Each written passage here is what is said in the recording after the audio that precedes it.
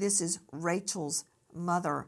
Ms. Hanson, thank you for being with us. And I want to apologize for what we are going to discuss. I wonder how upsetting it must be to hear her on that 911 call. Yes, it is. We have never heard anything. We've just seen a transcript. So it's difficult to hear. Ms. Hanson, tell me how you learned something had gone horribly wrong.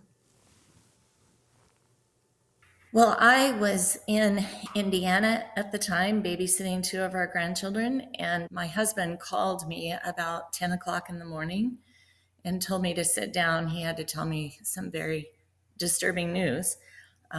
He first learned around 7 a.m. Saturday morning when two Gilbert police officers came to our home and knocked on our front door and sat down with him. Tell me, Ms. Hanson, what your husband told you he had learned from police. Well, he just said that Rachel's gone. We've lost her. And she had been shot one time. She had been transported to the hospital where they fought for 3 hours to save her life. And I'm very grateful for that. I was able to speak to the surgeon afterwards for about an hour, and he told me everything they did, and they felt like they were going to be able to save her because she was so young and so strong, but she just was not able to pull through. She was very coherent and I could understand everything she said when she called 911. So, Yes. What did you learn after that, Ms. Hanson? Just that she was very coherent. She was able to jump out of bed, grab her cell phone, as she would do, because she was just such a fighter. And when anything was wrong, she was the first to jump in and try to solve it. So that's what she did for herself. And she was coherent until paramedics were there and starting to work on her. And then she kind of lost the ability, the consciousness, and to answer their questions. Ms. Hanson, what have you learned about the exact nature of the gunshot wound? Where was she shot?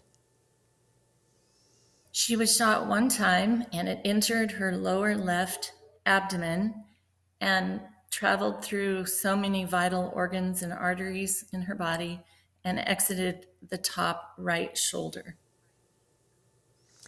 So, lower left abdomen trajectory path going upward, exit from the top right shoulder. Is that correct? That is correct, yes. Was she left-handed or right-handed? She was right-handed. That is very critical in the analysis of what happened. Ms. Hanson, tell me about Rachel. We are showing videos and photos of her right now. She's the real life horse whisperer.